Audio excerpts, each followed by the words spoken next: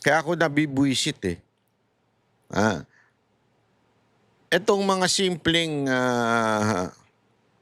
pronouncement ng ating Malacanang, dito makikita mo sabit-sabit na naman, 'di ba? Parang ano to, lahat na lang ba ng ginagawa ninyo puro The kapalpakan? public is seeking clarity because it was Yan. President Bongbong Marcos who said nahuli na si Zaldico last week. And given po yung may dahil yung mga development over the recent days na parang naiiba po hindi po para sa paningin ng iba hindi nagtutugma yung let's say sinasabi po ni Justice Secretary Frederick Vida. Can the palace set the record straight that the president acted on fully verified information at that time or initial reports?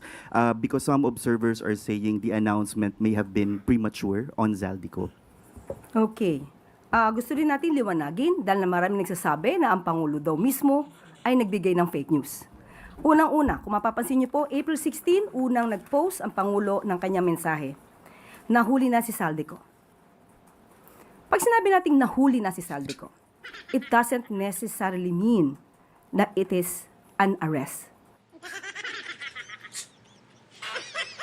Lupit mo? Lupit na logic mo. Pag nahuli, it doesn't mean arrest. Ano daw yun? Ibig sabihin ng presidente ng nahuli na. Ang nahuli na salita ay very general. Yun. So kapag nahuli, pwede nating sabihin na napahinto, na-stop, na-prevent sa pagkilos, at hindi mali ang Pangulo sa kanyang inulat noong April Ba't di sinabi yun? Bakit sasabihin pa nahuli? Kasi alam mo, ang mismong logic nung nahuli, okay? Ano ibig sabihin na nahuli? Ibig sabihin, may ginawang hindi maganda, hinanap ng batas, at nahuli na siya. So, anong pinakamalapit na description? Huwag mo i-generalize. Kasi kung sinasabi mong pinatigil, ba't di na lang pinatigil? Hinarang. O, pwede pa. Hinarang siya ng Czechoslovakia, ganon. Di ba? Hinarang ng isang bansa sa Europa, si Zaldico. Dahil walang dokumento. Pag nahuli kasi, meron naganap na pagkuha, nahuli. So sa madaling salita, ang pinakamalapit na meaning ay naaresto siya. Which is, alam nyo kung ano nangyari? Kasi sinabi pala ng itong bansa na to, sinasabing mali yung ating impormasyon. Yun ang totoo doon. Nagkamali tayo ng impormasyon na pamimigay sa tao. Kaya sinita tayo ng bansa na yun. Hindi po siya inaresto. Wala naman po siyang kaso dito. Kaya hindi siya inaresto. Kung natigil man siya, dahil lang merong problema doon sa dokumento niya, but it doesn't mean it's arresting. O nahuli. Kasi ano yon, halimbawa, ako, pupunta ako ng isang bansa. May konting problema, hindi nakita, halimbawa lang po ito, hindi nakita sa immigration sa Pilipinas na less than 6 months na lang mag-expire na yung aking passport. Parang international law yun na bawal yun eh. So kung halimbawa lang hindi nakita dito, nakalusot ako dito, pagdating doon, nakita ngayon. At sabi, parang mali. Nagkabali ng bilang ang immigration natin. Sandali. Ano muna natin to? Ayusin muna natin. Tabi muna kayo doon sa kabilang Pasok muna kayo sa opisina, ayusin ng Hindi mo pwedeng gamitin yung salitang, nahuli namin siya. Di ba? Maaring na-question namin siya. Maaring na-stop namin siya. Pero pag sinabi mong nahuli, ikaw may kasamang pag-aresto yun eh. Pag nahuli ka. Kasi parang may itinago ka eh, kaya nga nahuli. O meron kang tinatakbuhan, kaya nahuli ka eh. So dito, para kami ginawang masama, tapos nahuli ka. Mali.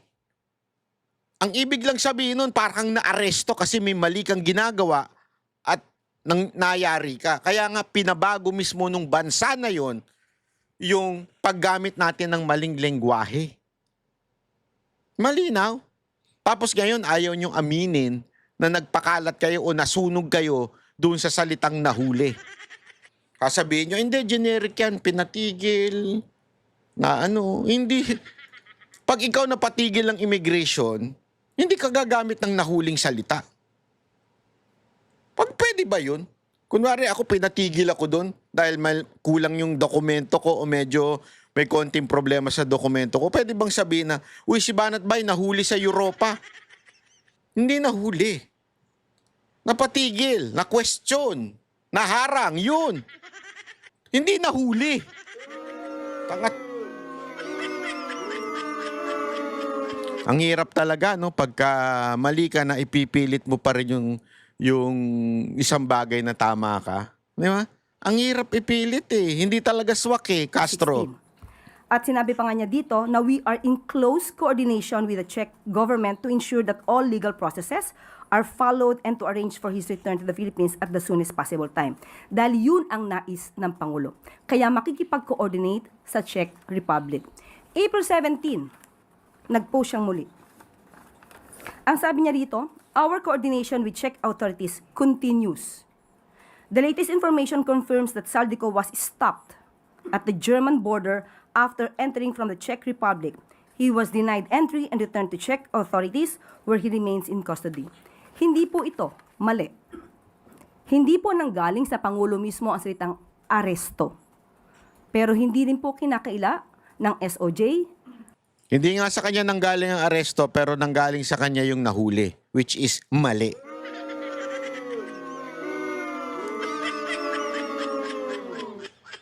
Yun ang, huwag na magpalusot. Dami yung palusot eh. The movements of Zaldico were restrained to a certain extent. At nung nalaman na ang bansang Czech Republic ay hindi ginagamit ang salitang aresto, na hindi naman ginamit ang Pangulo at sa ating press briefing sa Iloilo, hindi natin ginamit ang salitang aresto. Kung ginamit man ito ng PCO, dahil yon ang kanilang pag-translate, most probably salitang nahuli. But, Di inamin mo rin. Kasi daw yung pag-translate ng PCO sa nahuli, inaresto. O di, mali. Mali ka talaga. Aminin na lang kasi. nung nalaman na hindi ito ang terminong ginagamit ang Czech Republic, yan po Nagamit, so hindi na natin gagamitin. Tanga, hindi din natin ginagamit na salitang nahuli kung wala namang naaresto. Magpapalusot pa, sablay na. at pina-correct na lang po natin nang naaayon din po sa nais na salita na o termino ng Czech Republic. Dahil nga po, hindi lamang iisang bansa ang involved dito. Hindi lamang tayo ang involved dito. May ibang bansa na kailangan din po natin igalang ang polisiya. So, Yusek, we can guarantee the public that the lahat ng statement na nanggaling sa Pangulo ay dumaan, reliable at verified. And sino po ba daw yung nagbigay ng cleared information sa President leading to the announcement? Because may details po agad nung sinabi ng Pangulo from crossing the German border and then eventually turned over to the Czech authorities. Sa ngayon po ay hindi ako makakapagsalita kung sino yung bigay sa kanya ng report na ito. Pero maingat po ang Pangulo sa pagbibigay ng anunsyo sa ating taumbayan. Kaya wag ipahid sa Pangulo ang salitang aresto dahil hindi po niya yan ginamit.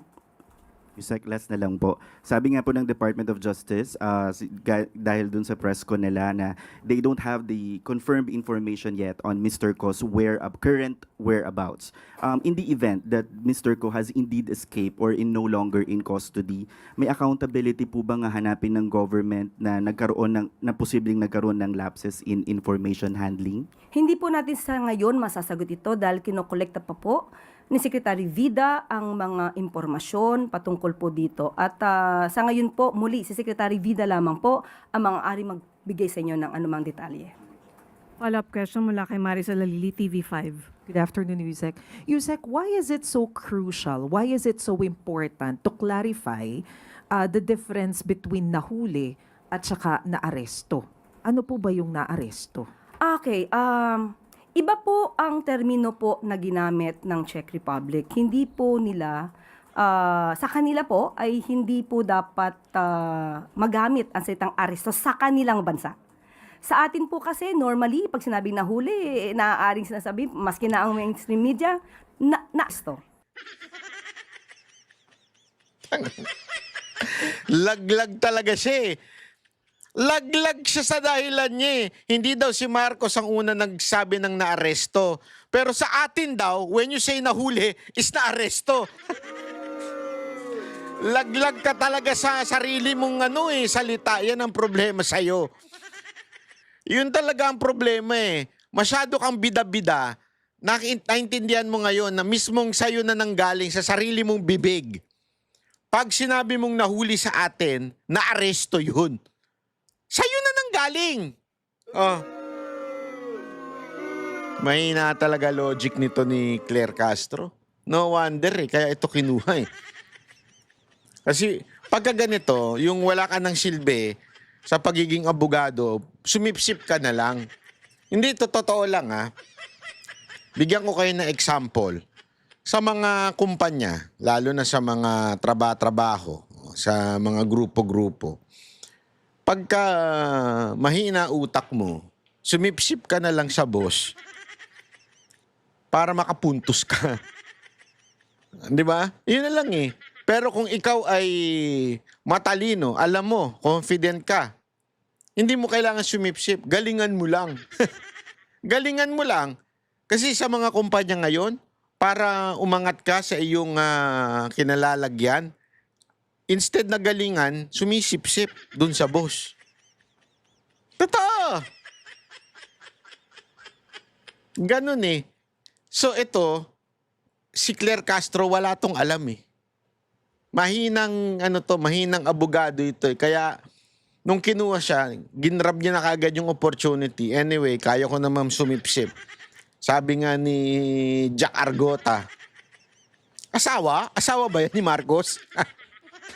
Gustong-gusto kayong panoorin niyo yung interview ni Jack Argota kay Jojo A. Ang ganda no sa TV5, ang ganda nung interview niya kasi suplak talaga yung mga basher niya eh. Tama eh. Dito, dinaig niya pa asawa sa pagsipsip at tagapagtanggol ni Marcos. Sa bagay, yun naman ang iyong job description. Pagtanggol ang lahat ng kapalpakan ng amo mo. Ay, huwag na kayo magtaka. Yan na, sa bibig niya na nanggagaling eh. Kung may pagkakaiba ba na termino lihiya na ginagamit ang bansang Czech Republic at ang Pilipinas, so igagalang po natin yung nais nila dahil ang si Zaldico po ay nakuha nila o nakuha yung kustodiya at the time. Before po lumipad si Secretary Vida papunta sa Czech Republic, what was the instruction of the President to the Secretary? Muli, hindi po tayo privy sa kanila na pag-usapan, pero sa ating nadinig na interview, ang nais lamang po niya ay malaman kung anong estado ni Zaldico doon at ano pa maaaring malaman at magawa para maibalik si Zaldico dito sa Pilipinas. So, ano po yung inaasahan ng Pangulo na iuuwi dito ni Secretary Vida or at least yung konkreto na information na gusto niyang marinig mula kay Secretary Vida? Hindi po tayo makakapagbigay dahil kinakailangan po rin nating igalang ang confidentiality at yan po ang nais ng Czech Republic. So, abangan na lang po natin yung susunod na balita mula po kay Secretary Vida. Ayan, di ba? So, malinaw.